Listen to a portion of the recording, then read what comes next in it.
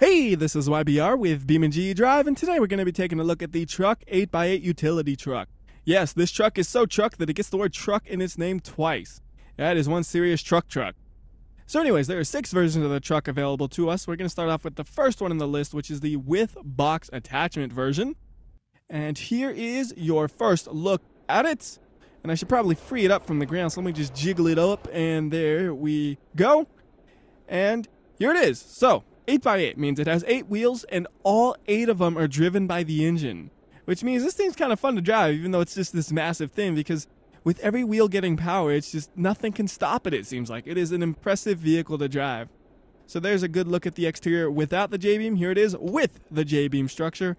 And as far as I can tell, this thing is just totally custom made for the truck. I don't really see anything that's like from any other vehicle, because it is way different than like the T-Series, for example, to be based off of it. Just the design of the front cab is entirely different. It wouldn't make sense to even base it off of that. And the J-beam structure seems to look pretty good on the vehicle, and it crashes pretty good as well. Moving on to the inside, I think it looks pretty good in here, and I have no real complaints to speak of. But one thing to note is that you have half of a company logo on the steering wheel, and over here on the door you have a griffin.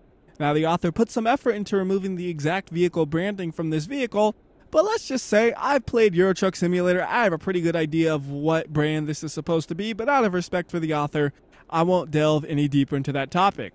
So moving on to the dash, you'll see that it is functional. You have the tachometer, speedometer. When you put the parking brake on, you get a little light for that. When you put the blinkers on, you get a little light for those. And when you put the headlights on, you get a little light for the high beams.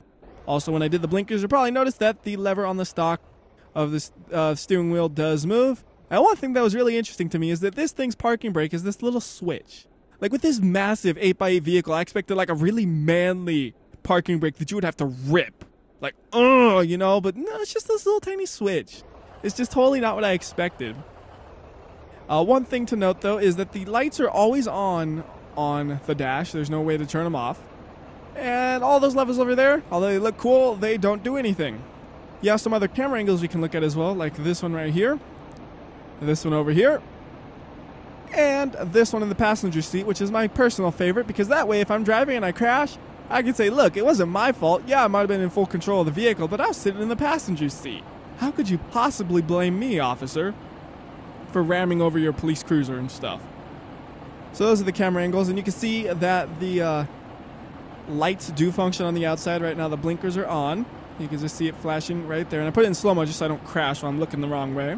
And you can put the lights on, you see they light up, the truck itself, and what's in front of it you can tell as well. So all the lights seem to function just as you would expect on the outside, which is nice, including brake lights. You can see tapping them right there.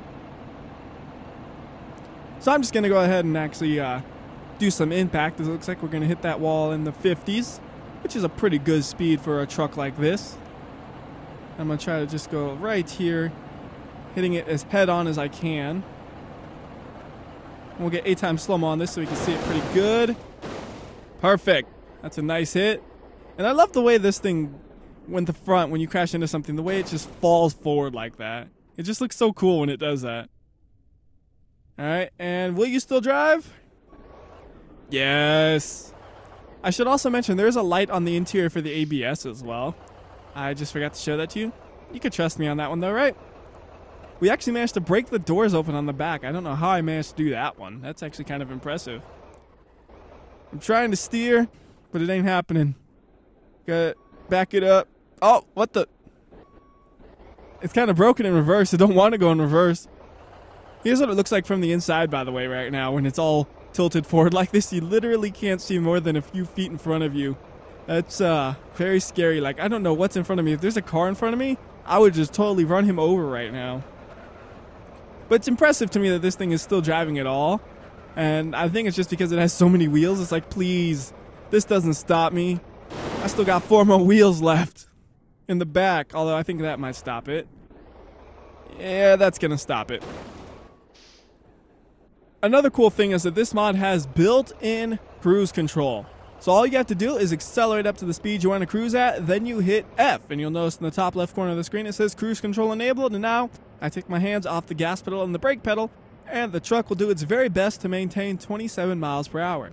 If you want to go a little bit faster, you hit H, and it'll add 5 kilometers per hour to the cruising speed, which is just a little bit over 3 miles per hour to the cruising speed. And you could hit it like a dozen times, then you put it into a path of acceleration.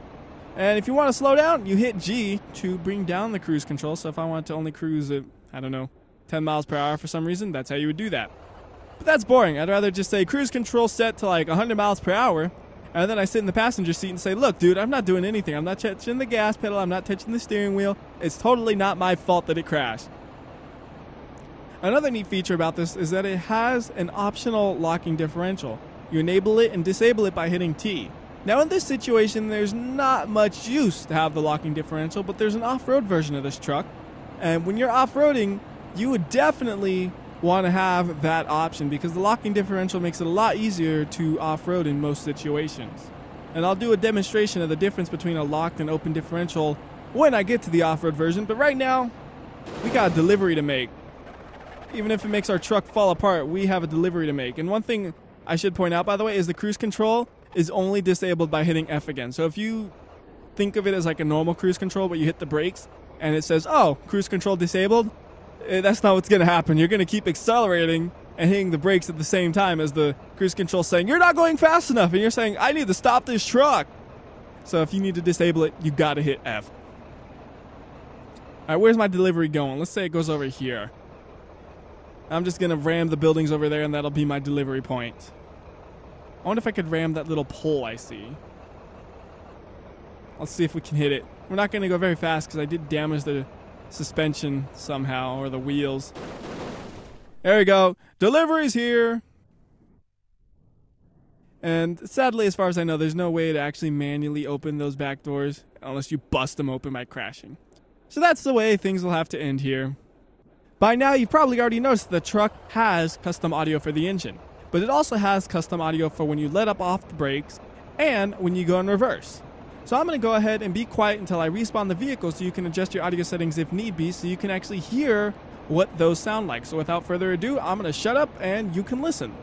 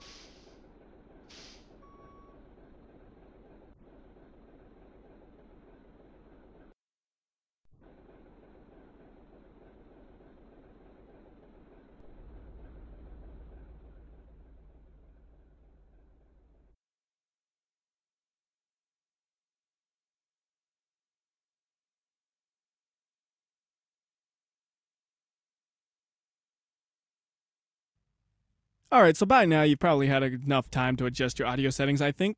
Considering I spawned a vehicle up, replaced the vehicle, and moved a vehicle in that amount of time, I'm pretty sure you could have changed your audio settings. And if you didn't, you gotta work on your action time, man, or something. I don't know.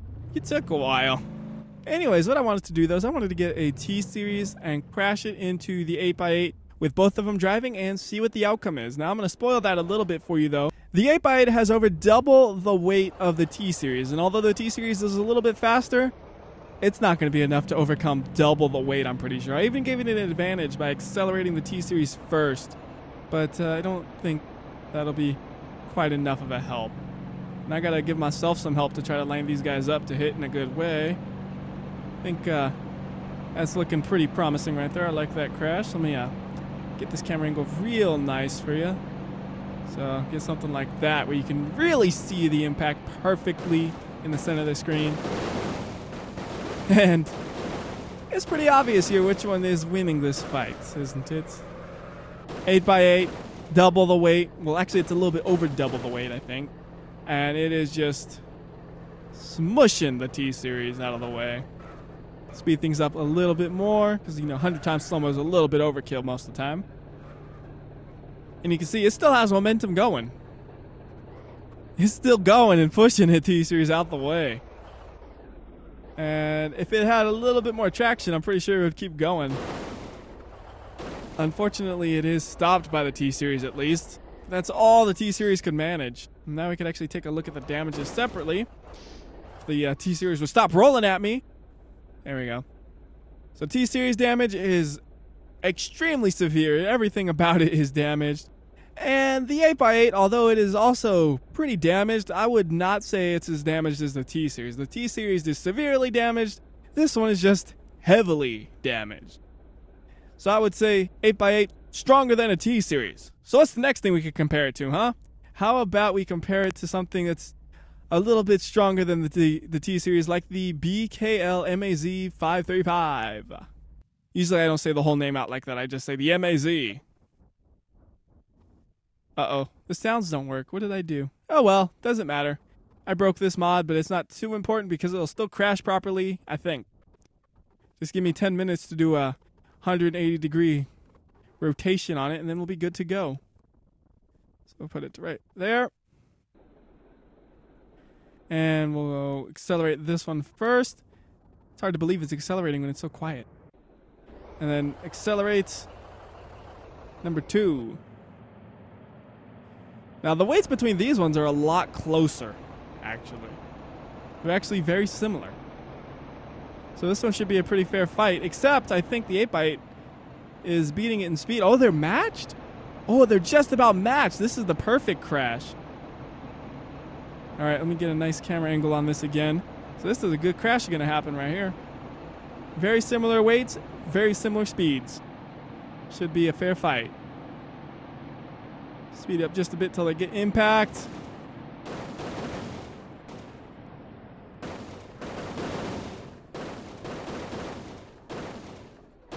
I'm liking the way this is looking so far. It really seems like they both hit each other and they both stopped. Not one maintained momentum more than the other. It was just like a perfectly fair collision. That was cool.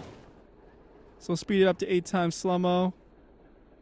And yeah, I mean, it's going back towards the 8x8's direction, but a little bit of that might be because it's on a slope. If it wasn't for that, I'm pretty sure they would been perfectly matched pretty much. That was a real nice crash. Let me try to pull this guy off of the other guy so I can actually see it a little bit better. So right there. He's accelerating still. How are you doing that? Calm down. He's pretty damaged. And they are also pretty damaged. They did not fare as well in this fight, I would say, compared to the T-Series, which is understandable. The MAZ weighs a lot more than a T-Series does. And I could, of course, if I really wanted to, obliterate the poor 8x8. I'll use the ATTE, which just obliterates everything. If it could even fit on this road, it's so massive. How many lanes do you take up? All of them.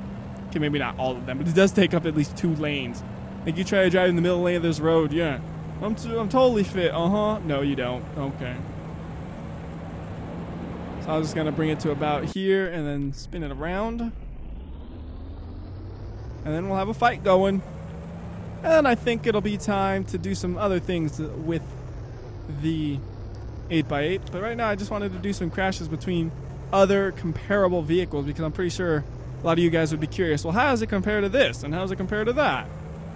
I don't think I'll bother doing a comparison between it and the BTR though, because the BTR is pretty similar to the MAZ if I remember correctly. So having just one or the other should be sufficient, I would think. And well, this crash is going a little crooked, really crooked actually. So this is going to be different. Right there though, it's plain as day. ATTE is just going to obliterate the 8x8 all day, even if it's bouncing off the walls getting there. I mean, that's nothing stops the ATTE. That thing is just so crazy. ATTE all day, madness. So now I want to do something with some of the other trailers on this. And to do that, I want to go to a map that has some really steep hills, like CM M22. And just so you know, the real name for this map is Corkscrew Mountain. That is what the CM stands for. And I wanted to go here because I was curious how the 8x8 would perform going up some steep roads like this one. And we're going to be using the with log bed plus trailer version of this because that is the heaviest version available. The total weight for this one is just over 100,000 pounds. So I'm really curious how this vehicle will cope with all of this extra weight. I had to kind of get it out of the ground real quickly before we can drive it. So here's what it looks like actually with the extra trailer. And I guess away we go now. Now this one also has a beefier engine than the one we were driving before. This one has like a 700 and something horsepower engine, where the one we had before only had a 400 horsepower engine. So it does have a chance to go up the hills, I would think. By the way, the base model weighs about 35,000. And then the one we were using with just the single trailer weighed about 39,000, I believe. So that gives you a comparison of just how ridiculously heavy this version is. You know, it's 100,000 versus the one before, which was just under 40,000. Big difference. And while I'm at it, I kind of remember the other numbers, so I should say them now. If you have the double regular trailers, it's about 66,000. Just the first log trailer on this one, 56. And the way this thing is driving is actually impressing me so far. Like, the brakes are on point. I mean, stopping 100,000 pounds is no joke, but I hit the brakes and it stops. I really didn't expect that. I figured this thing would take a while to stop. It's like, brake, and it does. I mean, yeah, we're not going that fast, but I'm still impressed. All right, how is it for tipping? I mean, this is one of those spots where I wish I was using a steering wheel right here. Because it's like I gotta steer in little increments, and it's kind of difficult to do that with a controller. Because if your finger slips, you're suddenly steering 100%, in which case it's really likely to tip. But it seems like if we're careful, we could definitely make it. Now here's the question: what if we're not careful? What if we just try to fly through a corner at high speeds of almost 20 miles per hour? Yeah, it's such a high speed, right? But like, can I get it to tip if I really try, or is it actually stable? There's a tipping. Yeah, there we go. Yep, you can get it to tip if you try to. Well, I wasn't trying too hard to get it to tip, so you could probably get it to tip even if you weren't trying too hard. It almost has enough power to just keep going because it's downhill. It's just like, I can do this. I can do this. Not quite, though. It's so close. Good try. I guess that gives you a pretty good idea of how this thing performs going downhill. So now we just got to go to the bottom of the hill and go uphill. And the reason we got to go to the bottom is because I don't know if there's any road here where we could really spawn that thing out without it falling off of one of the edges, because it's so curvy and stuff. So I figure, you know, it's easier just to go to the bottom because there's like a parking area down there. I think it's real easy to probably line it up from there. And just to get it down there the interesting way, we could drop it.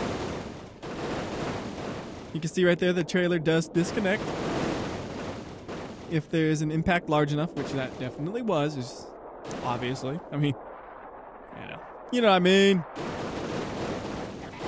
And the wood logs, very durable. Very, very durable logs. I guess it's because they are so dead. This looks funny. This is funny though. I want to crush a vehicle now with the wood logs. I don't think I could ever really get it to line up properly to do that, but I want to. Alright, so there we go. Let's see. Going up the steep hill with all this weight. And you know what I could try if I was really crazy? Oh, is this kind of off the edge? It doesn't feel like it wants to move. Oh, it's a little bit in the ground. But what I was thinking is I could try something really dumb is put this weaker engine in this and then try to climb up the hill. I mean, yeah, it only has 460 horsepower.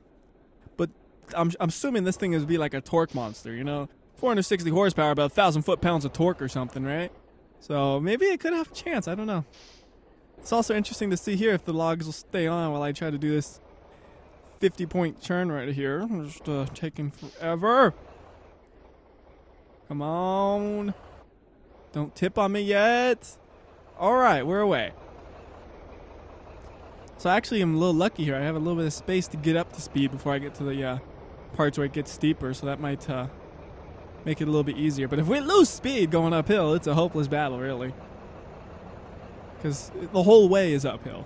You know, it's not, oh, some uphills. It's all uphill. And the automatic transmission on this seems pretty competent, so I don't think I would gain much from using manual. Like, it seems like the automatic knows what it's doing and it stays in the proper gearing most of the time. Uh-oh. We are dropping speed. And it's not even that steep yet. It's just a little incline and we drop down to 10.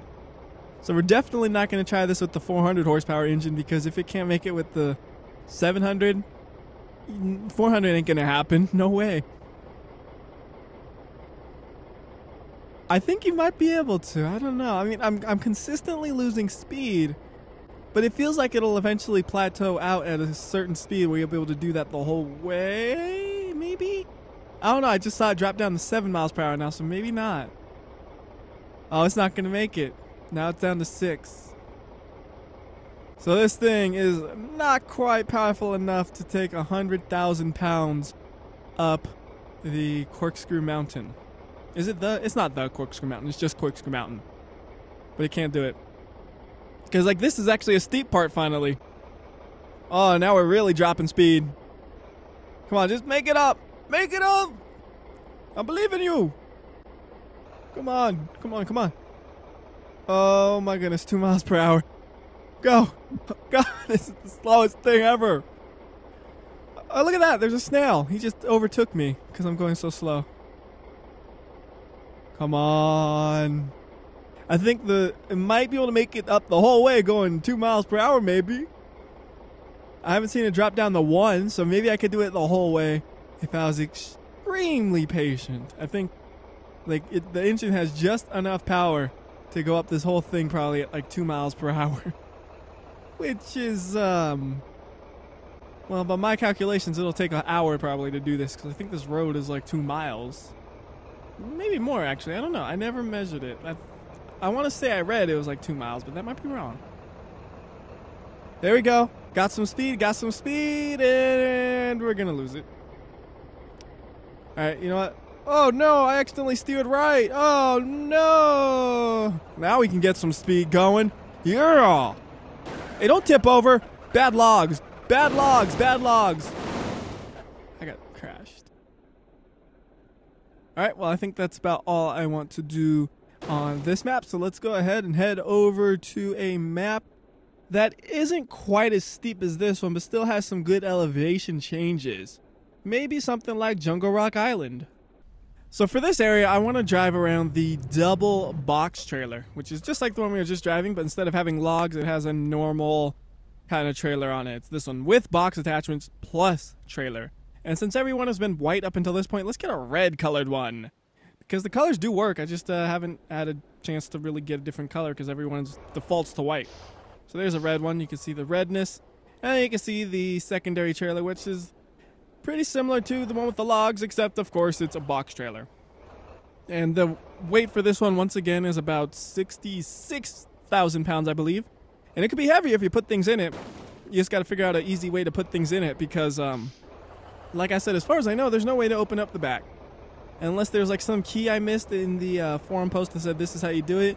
Just hitting the parking brake doesn't work like it would in the other vehicles with trailers and such. Anyhow, though, we're going up this hill, and it actually feels like the truck is pulling while it goes uphill. Like it's actually accelerating. The other one, it kind of crawled up the hill and slowly decelerated. This one's actually accelerating because it is 20 tons less or something. You know, that huge weight difference makes it a lot easier for the truck to manage things. How's it crash?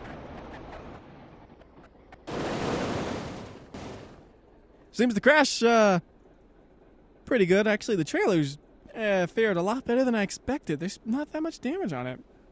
We need more damage on this trailer. Stat. Come on, get in there. There we go. Oh, now it's going to pull me along, though. Aw.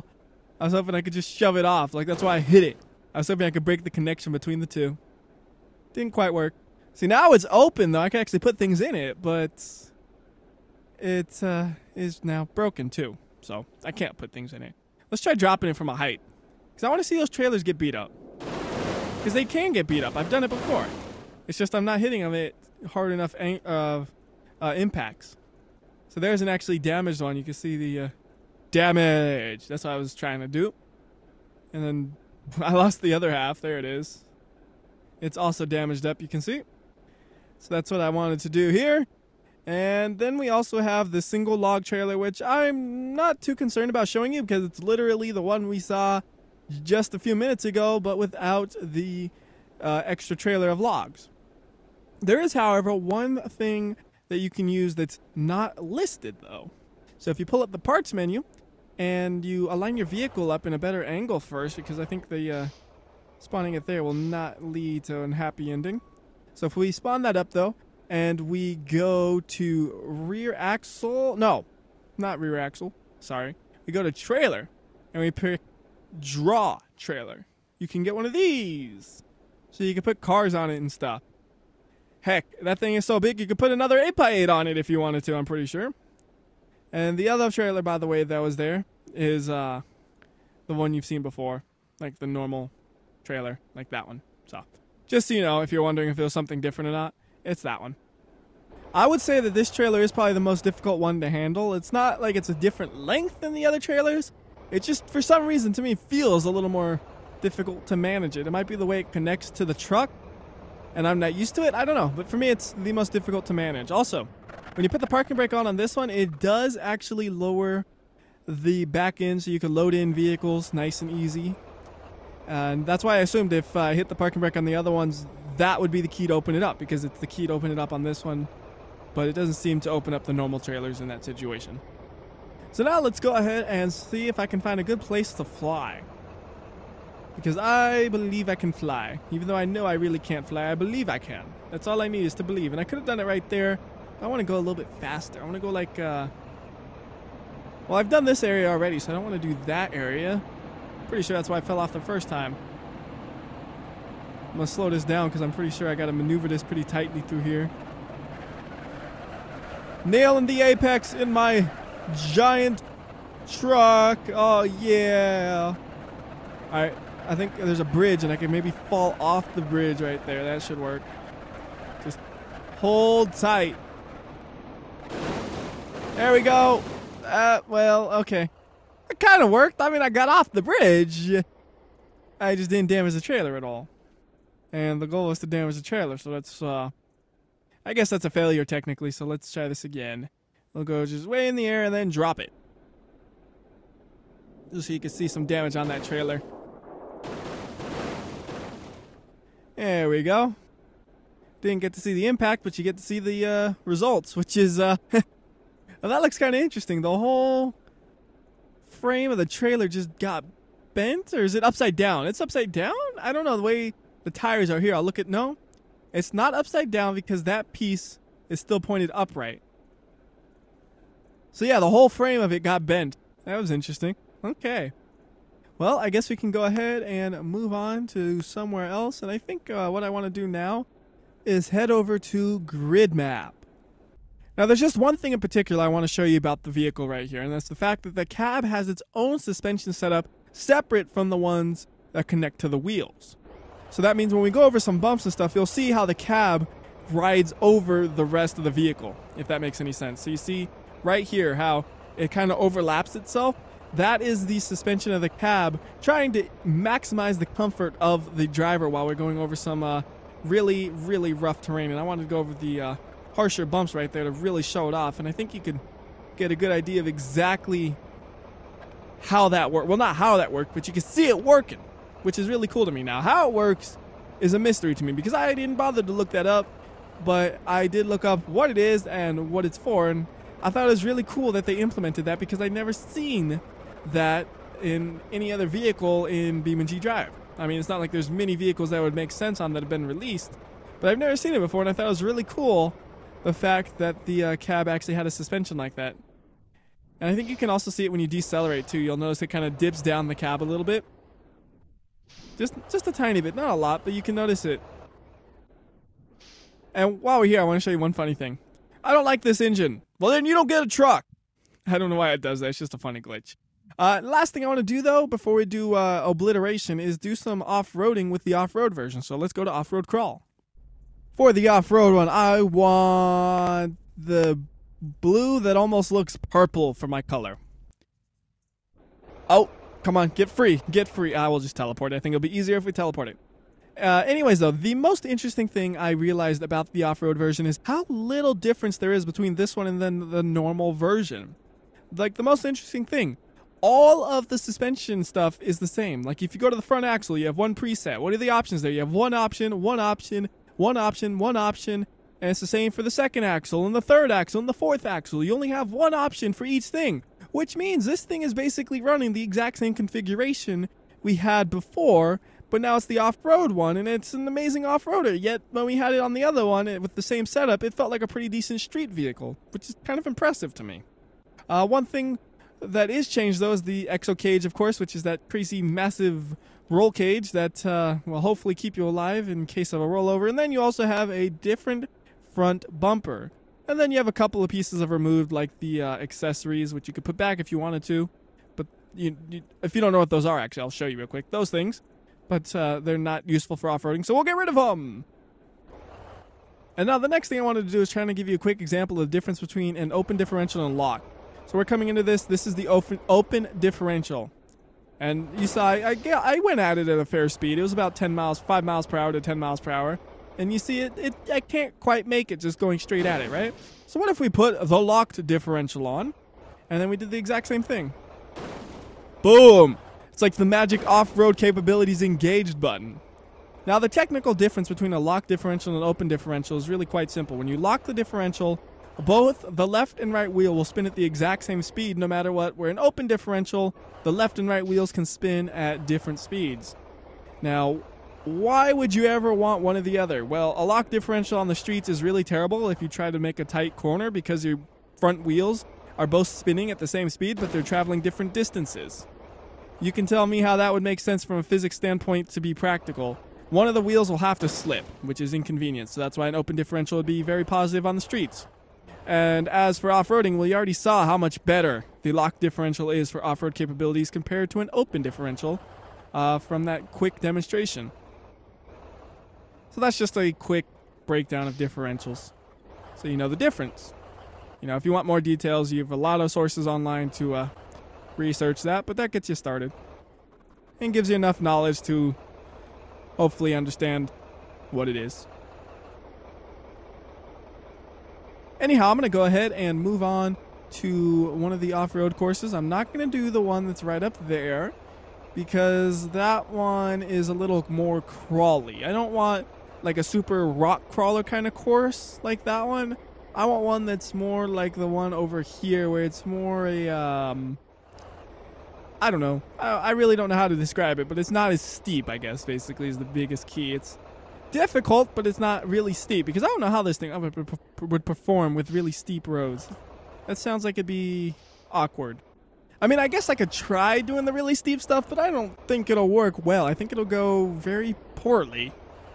And I didn't know what to expect here. That's why I reset, but it seems like it's managing this no problem. And the transmission seems to do a decent enough job of deciding on the gear even. I guess with this many gears, even if it overshifts by 2 gears, it'll still be in a good enough gear to go over all this stuff here. So that's pretty good. So yeah, that's pretty impressive. Oh, I got stuck on something. What did I hit? Like, what part of me did I hit? I mean, something just bottomed out, I guess. I don't know what it was, though. Oh, well. Okay. I don't think it'll fit on that side. It's too fat. This thing's too wide to make it. Unless I, like, really crawl up on the wall. But this thing is also kind of top-heavy. I don't think it's going to make it through this, but I'll try it. Oh. Oh, it doesn't have the ground clearance even to clear those rocks. I really got to crawl up on this wall. Okay. You know what? I don't want to even try this. Because I don't... this vehicle is, like, that's its weak point right there. It's something that's kind of a small area. Yeah, no, that's bad. Just... forget it. Forget it. Abandon. Abandon. It's actually impressive how high it crawled right there. Screw it. We're going to go for it. We're going to go for it. Yep. That's... I'm sure I could have probably made that with a perfect alignment, but I just wanted to gun it.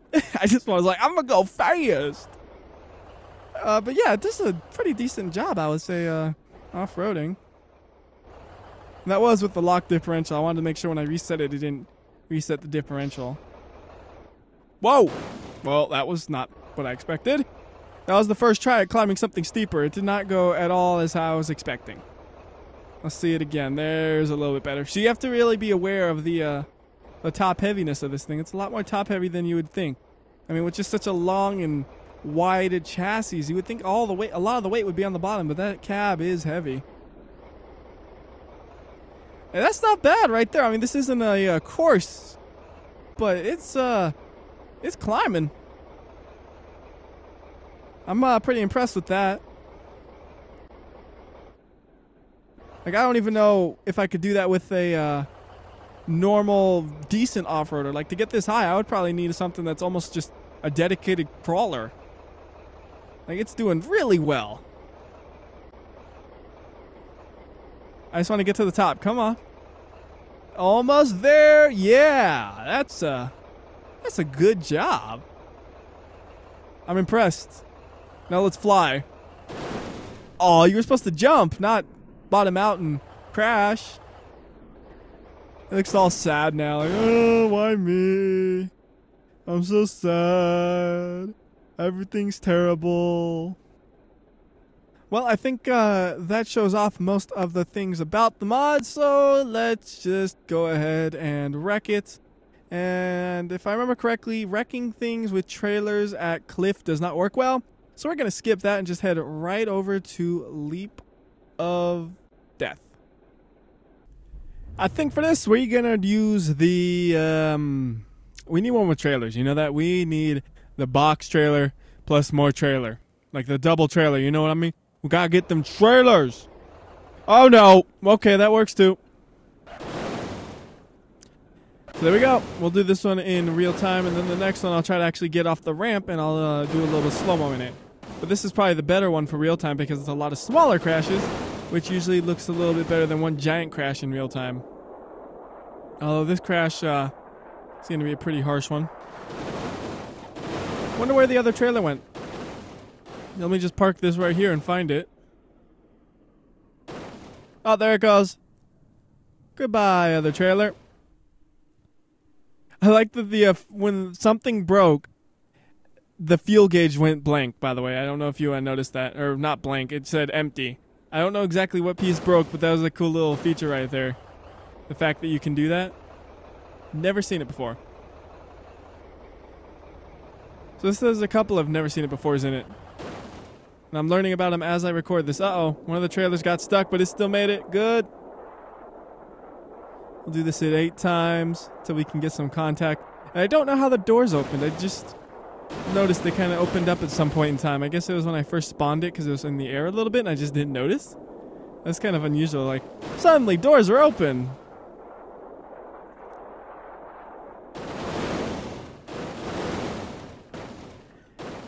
That right there was an amazing bend by the cab.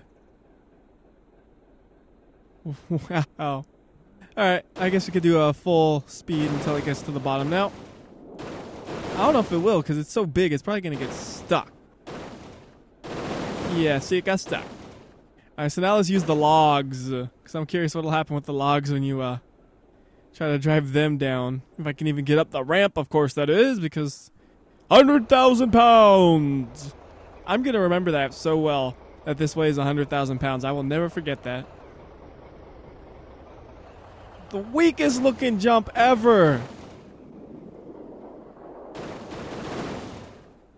Those logs are just unbreakable. They are a force to be reckoned with. You cannot squish them. You cannot bend them. You cannot do anything to the logs. They stay that shape. No matter what. I mean, there's really only one thing that has a chance at breaking them, and that'd be like sun gravity from a huge distance, I'm pretty sure. Like, I don't think Brutal Slope could do it. I think you would need sun gravity at a huge distance to have a chance. And there go the logs, which means this one's about over because I want to just see the logs. I already saw the truck and it's just a mangled mess. But the good thing is there's no huge glitchy, oh my goodness, this camera making me lose my train of thought. There's no glitchy polygons or anything that are stretching way out of order or anything. It seems like it's holds up in a reasonable manner for these tests. Can't identify it, but that's the norm to some extent for doing things down Leap of Death. So let's go ahead and move on to Brutal Slope and see what we can do to it there. Back it up, back it up, back it up. And for this one, I'm just going to try... I'm going to start with the trailer with logs, but I don't think it'll work. So when this one fails, like I think it will, really causing a huge crash, we will switch over to the normal kind of trailers. But first, gotta try the logs, at least give it a chance. Looks like we might be able to do this without using the map editor. Last time I had a vehicle like this, I had to map edit it to be able to get a good enough of an angle for it to work. But this one has some good brakes, so it can kind of slow itself down and then full throttle. It's funny when you over rev the engine. Like, it sounds like a mad truck when you do that. I did that in the earlier part where it was for you to listen to it because I thought it was funny. You could just listen to the engine revving at 5,000 RPMs even though the red line's at 2,000. Oh goodness, that rear trailer. Don't you take me with you. Don't you take me like this. This is going to be a different angle than I'm used to seeing. I'm upside down already and I haven't even hit the wall. All the logs do is squish me harder. They are undestroyable. Absolutely undestroyable, those logs.